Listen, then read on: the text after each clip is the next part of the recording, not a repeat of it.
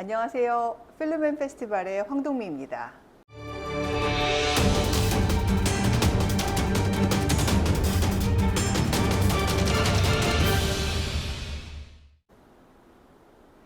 제가 오늘 유행에 한번 올라타 보려고 합니다. 요즘 많은 사람들이 모이면 화제가 되는 작품이 있죠. K-pop 데몬 헌터스라고 하는, 이게 무슨 얘기야? 라고 하는, 그러나 어른들도 이제 분명히 10대들을 겨냥한 작품이긴 한데 굉장히 많은 어른들도 이 작품에 대해서 이야기를 하고 있죠. 넷플릭스에서 나온 오리지널이고요. 한국 작품은 아니에요. 정확하게 말하면 한국을 배경으로 한 애니메이션이고, 그냥 단순히 한국이 배경인 게 아니고 장소적 배경뿐만 아니고 우리가 익히 알고 있는 K-팝이 이야기 주된 동력이기도 하죠. 그러니까 악령과 헌터들이, 그러니까 데몬과 헌터들이 노래로 K-팝으로 대결을 한다. 뭐 이런 세계관입니다. 아무래도 그 K-팝이 주요한 내용이다 보니까 이 여기에 나오는 OST, 특히 OST 중에 8작품이 무려 빌보드 차트에 진입하는 신기록을 세우기도 했고요. 뿐만 아니고 이 작품의 배경이 된 공간들이 지금 굉장히 화제가 돼서 뭐 관광객들이 또 물밀듯이 밀려오고 있다고 하더라고요. 그래서 K-팝과 또 관광업, 이 관광산업, 여기에 또 굉장히 긍정적인 영향을 주고 있다. 뭐 이런 이야기도 있고, 전혀 뜻밖이었던 거는 영화에 나오는, 애니메이션 속에 나오는 어떤 캐릭터들, 그리고 캐릭터들이 가지고 있었던 작은 소품들, 뭐 이런 것들을 지금 활용하고 적극적으로 그 굿즈를, 오히려 국립중앙박물관에서 만들어낸 굿즈들이, 이게 이제 한국 전통 이야기를 다루다 보니까 그런 것들이 지금 품절되는 사태가 벌어지고, 국중박의 그 굿즈샵이 뭐 뭐라고 하죠? 그 오픈런이라고 하죠. 그래서 막 다들 그 문 열기를 대기하고 있다가 막 사가고 품절되고 이런 사태가 생겼다고 합니다. 사실 최근에 월스트리트 저널이라고 하는 굉장히 보수적인 잡지에서 이 이야기를 다루기도 했고요. 그래서 심지어 어떤 생각이 드냐면, 과거에는 어떤 한류를 우리가 말하는 한류, K컬처 이런 것들이 미국에서 좀 소수 집단들, 예를 들면 스페니쉬라든가 이런 소수 집단들한테 좀 어필하는 경향이 강했는데, 그 니치 마켓에 주로 소구하는 경향이 강했는데, 이제 드디어 한국을 소재로 한 이야기, 한국 문화, 한국을 배경으로 한 이야기가 뭐랄까, 미국의 그 주류 문화 소비층에게도 굉장히 강하게 어필하고 있구나. 뭐 이런 생각이 들기도 합니다.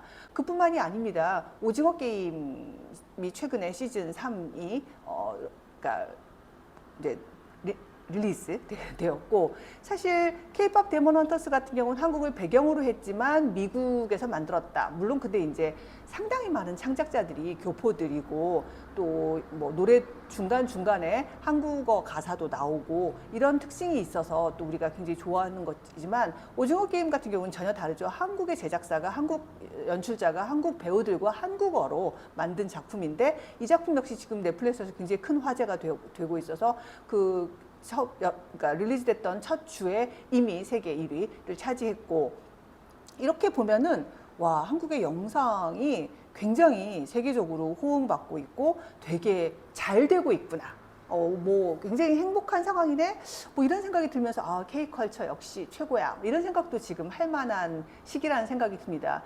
그래서 사실 코로나 시기 거치면서 영화 산업, 특히 극장을 중심으로 한 영화 산업은 굉장히 어렵다고 하고 회복이 잘 안 되고 있다고 하는데, 그래도 드라마는 뭐 과거와 달리 우리가 이제 주요 방송에서만, 공중파 방송에서만 보는 게 아니고 주로 이제 글로벌 OTT라고 하는 넷플릭스를 타고 한국 드라마가 지금 세계적으로 아주 잘하고 있지라고 생각을 하죠.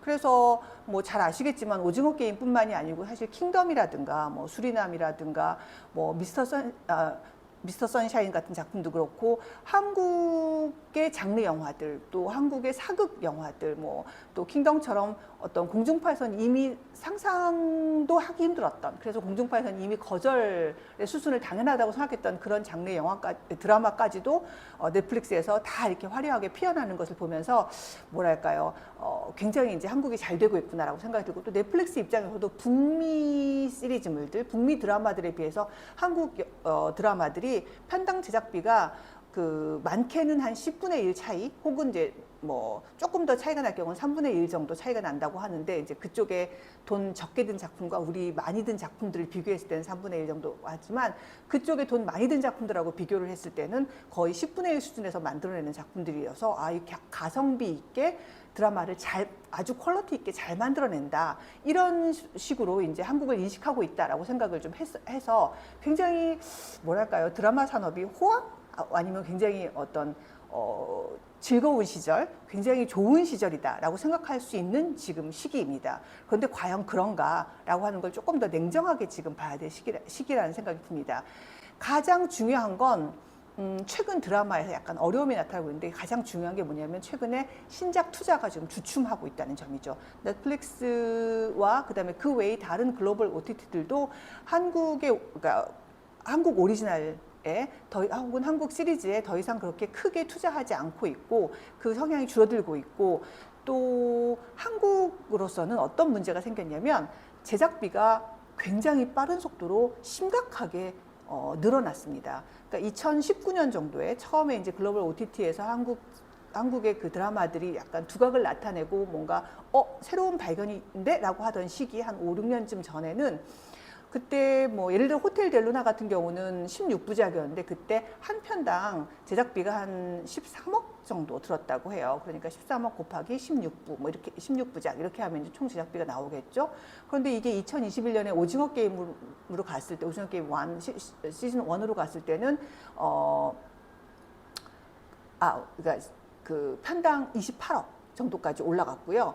그 다음에 최근에 22년도에 수리남은 편당 무려 53억까지 갔다고 합니다. 그래서 수리남 같은 경우는 6부작인데 53억이에요. 그러면은 총 제작비가 300억 정도가 들은 거죠. 이거를 글로벌 OTT가 다 사주면 뭐 팔로워에 문제가 없는 거지만, 만약에 국내만을 대상으로 하는 그런 그 국내 OTT가 안 샀을 경우에 국내 방송사로만 한정을 하면 재방송이라든가 뭐 PPL이라든가 광고를 다 포함해서 실질적으로 드라마 한 시리즈로 그 회수가 가능한 최대 금액이 100억에서 150억 정도가 최대치라고 합니다. 그러면 사실 300억 정도가 들어가는 작품들은 굉장히 부담스러운 거고, 그러다 보니까 신규 제작이 사실 지금 굉장히 어려워지고, 그래서 지금 놀랍게도 지금 상장된 드라마 제작사들의 그 보고서를 보고 있으면 수익률이 급감하고 있고 심지어 마이너스로 가고 있는 제작사들이 굉장히 많이 보입니다. 그래서 글로벌 OTT가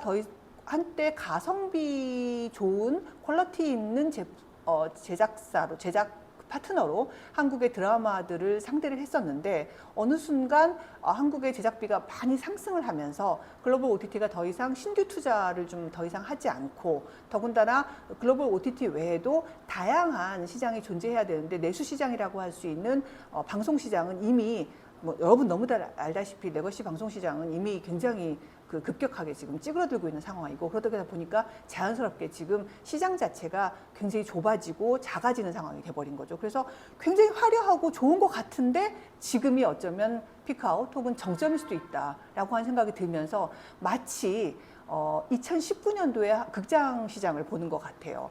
그러니까 여러분 잘 아시겠지만 2020년도에 우리가 이제 코로나가 터졌죠. 근데 2000년대 한국 영화는 굉장히 지속적으로 꾸준히 아름다운 성장을 했습니다. 그래서 사실상 한국 영화의 정점 혹은 피크아웃이라고 할 시점이 2019년이었고, 그로부터 사실 살살살살 내려가면서 뭔가 대책을 마련하고 모든 산업이 하락기와 그다음에 그러니까 일종의 수축기와 그다음에 성장기가 있으니까요. 성장기라는 건 항상 마감되는 시기가 있을 수 있으니까, 그 시절이 2019년이었다면 2020년부터 살살살살 내려가면서 뭔가 새로운 변화를 준비해야 될 시점이었는데, 그때 코로나를 굉장히 세게 얻어맞으면서 정말 뭐랄까요, 갑자기 큰 충격을 받고 그 이후로 지금 회복을 못하고 있는 상태가 극장 시장이라고 한다면, 어쩌면 드라마 시장도, 드라마 산업도 생각보다 그렇게 이렇게 지금 커지지 못하고 있을 뿐더러 지금이 피크아웃일 수 있는 징후가 많아요. 특히 그 중에 지금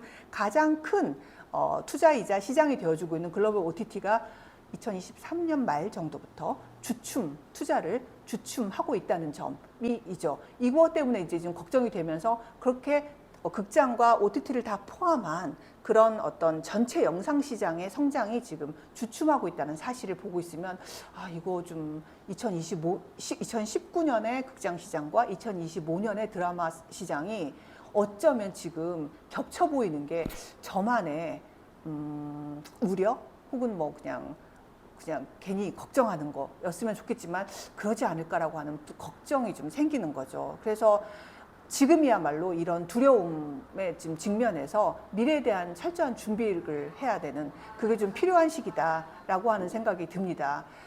영화랑 드라마 양쪽에서 지금 신규 투자되는 편수가 급감을 하고 있고 창작자들이 일이 없어서 쉬고 있는 그런 형편이죠. 그리고 이런 상황에서 지금 앞으로 어떻게 될지 모르겠다 이런 말들이 지금 창작자들 사이에서 막 돌고 있어서 우리 모두가 어떤 대안이 우리에게 있을 수 있는지 함께 지금 진지하게 고민을 해야 할 시기입니다. 물론 다들 넋놓고 있지는 않습니다. 여러 가지 생각들을 하고 있고 토론을 하고 있고 이야기를 하고 있지만 어쨌든 중요한 건 K-pop 데몬 헌터스나 아니면 오징어 게임에서 보여줬던 어떤 국뽕 이런 거에 우리가 지금 취해 있을 때가 아니다. 그거에 취해 있지 말고 지금을 약간 위기의식을 가지고 미래에 어떤 준비를 해야 될지 좀 적극적으로 이야기를 하고 대책을 마련해야 할 시기다. 그리고 그 대책이 무엇인가에 대해서는 한번 좀 다른 기회에 한 번 더 이야기를 좀 해봐야 되고 저도 사실 저한테 똑 떨어지는 정답이 있는 건 아니고 여러 사람과 함께 머리를 맞대서 이야기를 지금 하고 있는 중이니까 한 번 더 고민을 해봐야겠다는 게 필요하고 그런 시기입니다. 그래서 뭐 저도 나름대로 유행에 한번 올라타 보려고 했으나 역시 걱정이 앞서는 시기가 되어버렸네요. 그래도 어쨌든 이런 좀 좋은 작품이 가져온 긍정적인 효과 이런 거에 대해서는 또 다 함께 누리면서 그걸 기반으로 우리가 미래를 좀 걱정하며 차분하게 대비하는 그런 자세를 가져보자 하는 취지에서 한번 이야기를 해봤습니다. 오늘은 여기까지고요. 다음에 다른 이야기로 한번 찾아뵙도록 하겠습니다. 감사합니다.